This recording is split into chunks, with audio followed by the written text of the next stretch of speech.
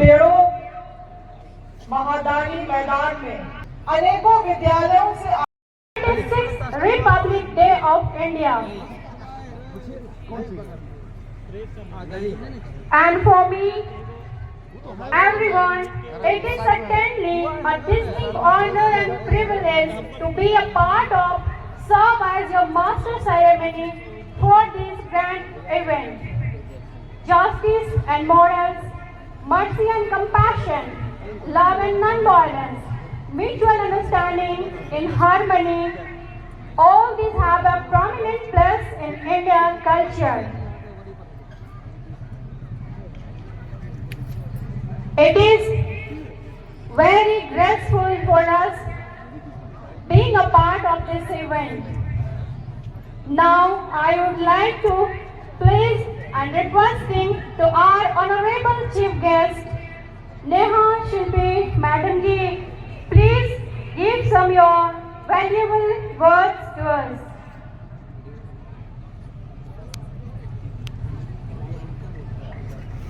Hello दोस्तों, Savitri लखरानी blog में स्वागत है। दोस्तों मैं आ गई हूँ। आज है 26 जनवरी, तो सभी यूट्यूब फैमिली को हैप्पी रिपब्लिक डे। और देख सकती हैं मैं आ गई हूँ स्कूल और महादानी मैदान। तो आप लोग सारा वीडियो दिखाऊंगी, आप लोग वीडियो में कंटिन्यू बने रहिए। और की बेड़ो महादानी मैदान में आज हम सभी 76वां गणतंत्र दिवस मनाने के लिए उपस्थित हुए हैं। और आज इस कार्यक्रम में हमारे साथ उपस्थित बेड़ो प्रखंड के समस्त नागरिकों, उपस्थित सभी प्रशासनिक अधिकारी, उपस्थित सभी पुलिस पदाधिकारी, विभिन्न कार्यालयों में कार्यरत कर्मचारीगण, अनेकों विद्यालयों से आए हुए छात्र छात्राएं, मंच पर उपस्थित तमाम गणमान्य अतिथिगण, जिला के सभी, प्रखंड के सभी जनप्रतिनिधिगण, हमारे प्रेस मीडिया के बंधुओं, आप सभी को गणतंत्रता दिवस की हार्दिक बधाइयां एवं शुभकामनाएं। जैसे कि हम सभी जानते हैं कि 26 जनवरी 1950 में पहली बार संविधान को लागू किया गया। हमारे देश के प्रथम राष्ट्रपति राजेंद्र प्रसाद जी ने, शायद अगर मैं गलत नहीं हूं तो लगभग 21 तोपों की सलामी लेते हुए संविधान लागू होने का घोषणा किया गया। आज भी जब दिल्ली में ये कार्यक्रम होता है तो पूरे टेलीविजन के माध्यम से इस कार्यक्रम का प्रकाशन किया जाता है। मगर उस वक्त गांव घर में लोगों ने इस घोषणा को रेडियो के माध्यम से सुना था। और हम कल्पना भी नहीं कर सकते हैं वो उत्साह जो भारत के देशवासियों में, जो उत्साह उन्होंने महसूस किया होगा ये सुनते हुए कि अब हमारा देश पूर्ण स्वतंत्र हो चुका है। सालों साल तक देश ने गुलामी को झेला, गुलामी के जंजीरों से हमारा देश बंधा रहा। वैसे समय में जब संविधान लिखने का भी बात आया तो हमारे पास पेन का निब तक नहीं था।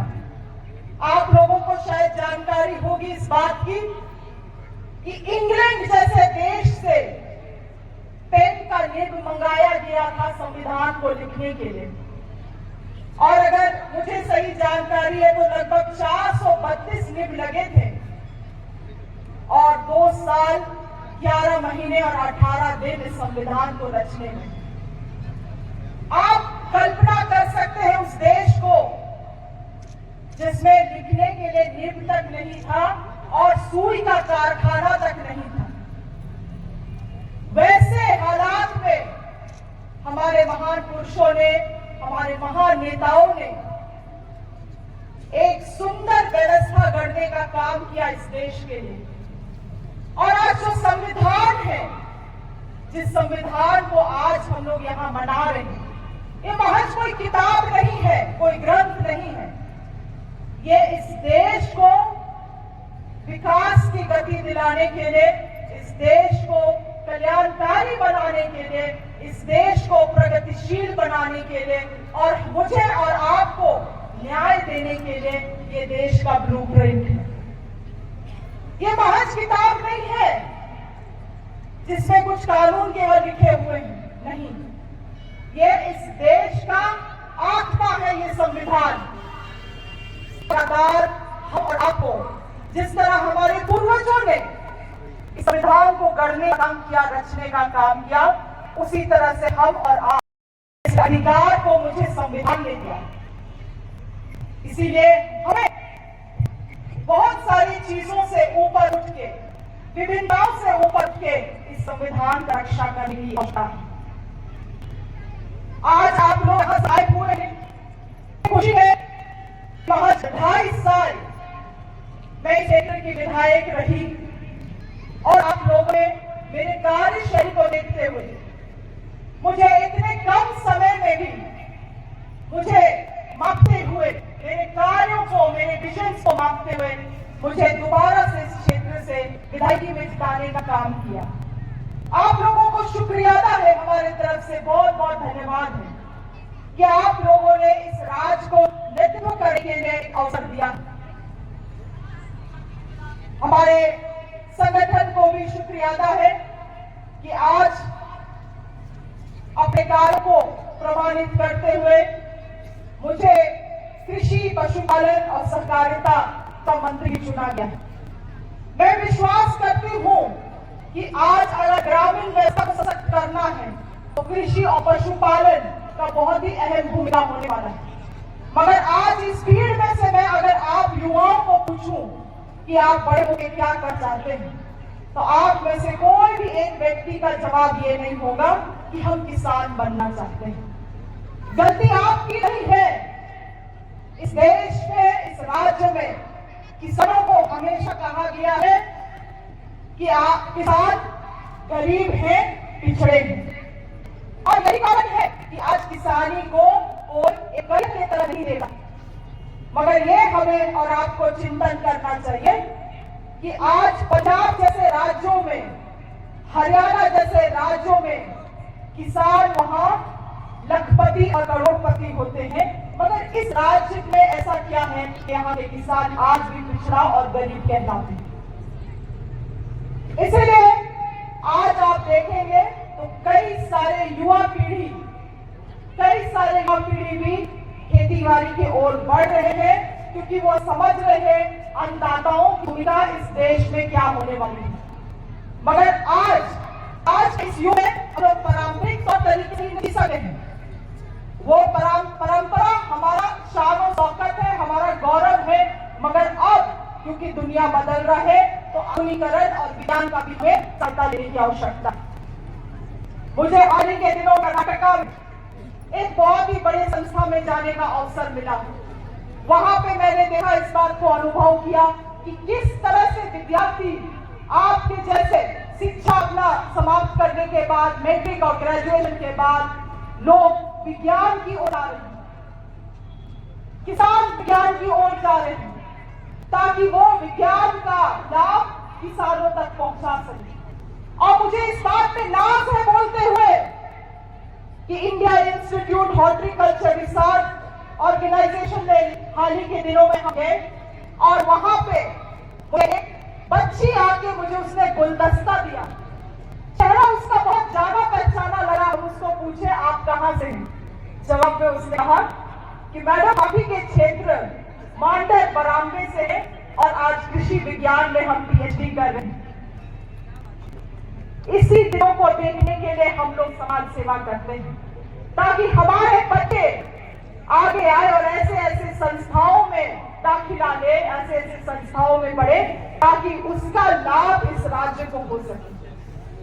इसलिए आप सभी बच्चों से आप सभी विद्यार्थियों से, युवाओं से मेरा निवेदन है कि अपने आप को एक छोटे से बक्से में बांध के ना रखें।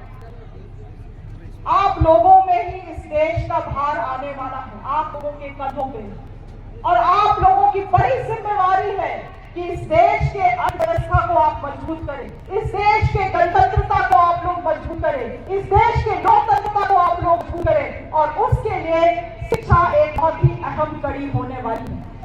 मगर हमारा आपको चिंता करना होगा इस बात का कि किस तरह का शिक्षा, शिक्षा केवल किताब में देने वाला शिक्षा, या वो ज्ञान जो अज्ञानता में आपको प्रकाश लाएगा। ये चीज हम आपको चिंता करने की आवश्यकता है। आज इस कार्यक्रम को यहाँ अंजाम दिए हैं, ये एक ऐतिहासिक कार्यक्रम है। मुझे नहीं लगता है कि पहले कब मैंने अपने तरफ से एक छोटा भेंट लाया है, एक तरीके से एक प्रोत्साहन करने के लिए आप लोगों को कि मेहनत करेंगे, अच्छा करेंगे तो उसका हमें अच्छा भेंट भी मिलेगा। हमारे तरफ से एक छोटा सा भेंट है आप सभी के लिए। मैं आप सभी के लिए कामना करती हूँ कि आप लोग पढ़ लिख के इतने अच्छे जगहों पे पहुंचे, और ना केवल अपने परिवार और केवल समाज के लिए, मगर इस पूरे राज्य के लिए आप लोग अनुशासित होके इस राज्य को बेहतर दिशा में ले जाने के लिए आप लोग तत्पर रूप से काम करें। आप सभी को हमारी तरफ से जोहार। जय